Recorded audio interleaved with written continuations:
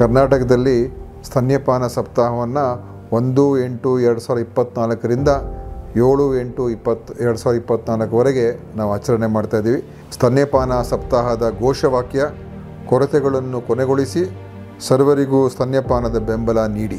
ನಮ್ಮ ಮುಖ್ಯ ಉದ್ದೇಶ ಸ್ತನ್ಯಪಾನ ಸ್ನೇಹಿ ವಾತಾವರಣವನ್ನು ನಿರ್ಮಾಣ ಮಾಡುವಂಥದ್ದು ಮತ್ತು ತಾಯಂದಿರಿಗೆ ತಮ್ಮ ಶಿಶುಗೆ ಸ್ತನ್ಯಪಾನವನ್ನು 6 ತಿಂಗಳ ಕಾಲ ಕಡ್ಡಾಯವಾಗಿ ಅದನ್ನು ನೀಡುವಂಥದ್ದು ಮತ್ತು 2 ವರ್ಷ ಕಾಲ ಸ್ತನ್ಯಪಾನವನ್ನು ಆ ಶಿಶುವಿಗೆ ನೀಡುವಂಥದ್ದು ಅಗತ್ಯ ಇರುವಂಥ ಕ್ರಮಗಳು ತಗೊಳ್ತಕ್ಕಂಥದ್ದು.